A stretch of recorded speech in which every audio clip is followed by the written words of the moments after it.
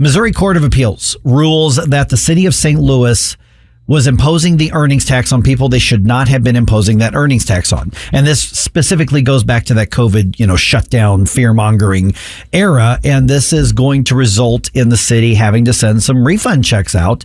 And this is a lawsuit that's been around a couple of rounds. And so City Hall, of course, bemoaning that, we should be able to tax people. And, let's get into the details of it. We're now joined by David Stokes from the Show Me Institute. And David, let's start with just the basics and the foundation here.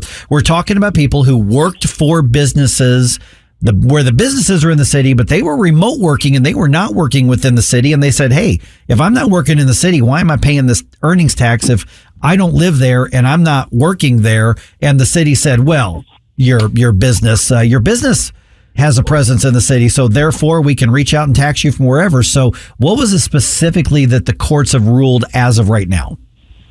Well, they just ruled, this was an appeals court that ruled, because the trial court determined last year that the city has no right to do what you just explained, which is apply the earnings tax, impose the earnings tax on people working outside of St. Louis City for businesses in the city. And the city never did that before COVID. They always issued refunds like Kansas City did and still does. The city issued refunds in those situations. But with COVID, they just unilaterally one day decided that they were authorized to impose the earnings tax for remote work as well, which was completely illegitimate, completely improper. Anybody can read the plain language of the city ordinance and the state statute on the earnings tax, which says that it's for work done and services rendered in the city of St. Louis.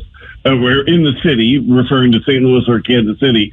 It doesn't say near the city or connected to the city by a phone line. It's in the city. So what the city did was wrong, and the court is now, for the second time, determined that they can't do it, and it remains to be seen if the city will appeal to the state Supreme Court now. Morning, David. Gabe here. You mentioned refunds that were issued, prior to this new COVID era version of the rule they were trying to impose. So how exactly did that work? Would people apply, or would individuals apply and say, hey, I did this percentage of remote work and therefore deserve this much of my tax back? Or how would a worker do that right now? Well, you can still do that. It's much more difficult now, and the city has a good chance of denying it. But previously, it wasn't complicated. You just requested a refund for time that you weren't working in the city of St. Louis, and it wasn't that complicated. And Kansas City still does it. Kansas City never did what the city of St. Louis did here. They've always issued refunds, which is what the law requires them to do. So hopefully the city will now accept the court ruling and just stop doing this, because what they're doing, imposing the earnings tax for remote work, is illegal. It's not authorized by law. All they did to change it was a decision by city officials one day to just impose it. There was no legal process for them to do it. They didn't try to change state law on the earnings tax. They didn't go through the ways that they could have to make this change. I think they thought they would never succeed, and they probably would not have at the state level. But that doesn't mean they had a right to just unilaterally change the policy and make it very, very, very difficult, if not essentially impossible, to get those refunds. Now, here's a big thing, though. While the court ruled for the remote workers on the case of the earnings tax here, they denied the ability of the lawyers in the lawsuit to impose a class action on it. So that really means that the city of St. Louis is unlikely to face some type of mass, enormous refund for thousands or tens of thousands of taxpayers going back to 2020, because without a class action, and I'm not a lawyer, so I'm not able to judge whether the court made the right ruling on the class action issue. That's a very legalistic thing, not a public policy issue. But the city is unlikely to face a large lawsuit having to refund enormous amounts of money without that class action status. So the good news from this ruling is going forward, the city needs to stop doing this, needs to stop collecting the earnings tax on remote work. The good news for the city government itself, I guess, is that they're probably going to be able to keep many of these ill-gotten gains from prior years. Yeah, because it'll be too hard to get it. We're visiting with David Stokes from the Show Me Institute. Okay, so let me ask you about the policy, the law aspect of it as far as where it is. As it stands right now, is the application of the law saying that they weren't able to impose this because the city ordinance, the earnings tax law didn't allow them to, or because if you're remote working outside of the city, you're outside of their jurisdiction? I mean, is this going to be something from a policy perspective that's going to tempt the city council or the board of aldermen rather to say, well, let's change the law and give ourselves the authority to tax remote workers, even if they're not here? I mean, so is there a possibility of that, or did the courts say, no, if they're not working in your city, you just don't get to reach out there and grab them? Well, they said the former, and that the law says only work done and services rendered in the city of St. Louis. But that's also what the authorizing state language says. So in order to be able to tax remote workers and enforce it, they'd have to not only change the city ordinance, which you're right, they could probably do, but they'd also have to get the state authorizing legislation enacted and changed as well. And that they're extremely unlikely to be able to do.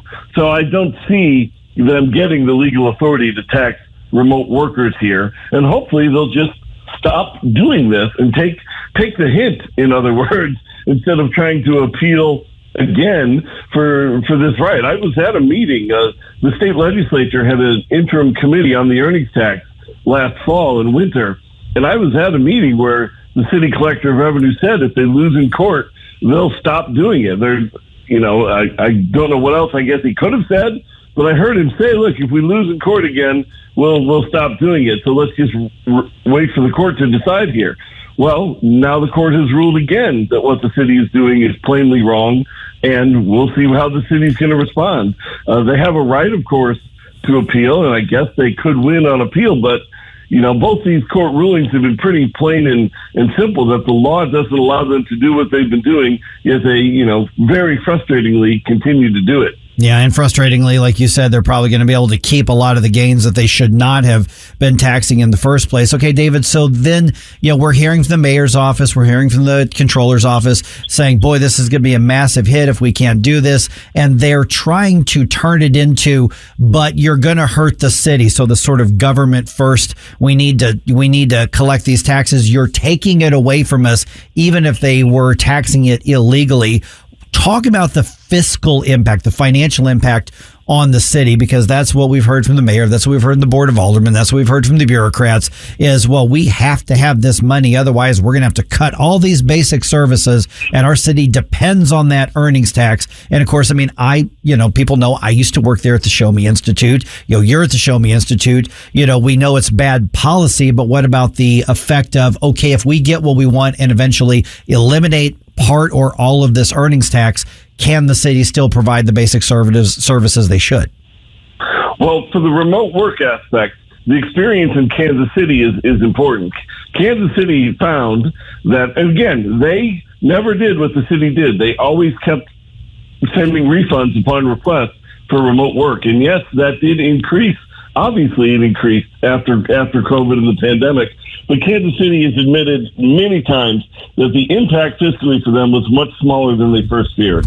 The fact is that a lot of people aren't going to bother going for this refund. Like, I don't generally bother going for this refund because I generally work at the office. So, if I'm going for a refund of 0.2% of 1%, that's a pretty small amount of money. And a lot of people aren't going to bother doing it. And that's what Kansas City found. So that is what I suspect going forward, what St. Louis will find, is that it really isn't that big of an impact on them. Second of all, into the bigger picture, hopefully they'll take the hint again and realize that the earnings tax is not what they should be depending on. It is risky from a political perspective. And Mayor Jones said this when she was first running for office. She was running for mayor, I should say, 4 years ago. She was quoted in the Business Journal saying that the city needed to be less dependent on the earnings tax. Yet they're not going in that direction. They're doing things like a few months ago, they passed the senior property tax freeze to limit the property taxes for senior citizens in the city of St. Louis. Well, that's exactly the type of move that makes the city more dependent on the earnings tax, not less dependent.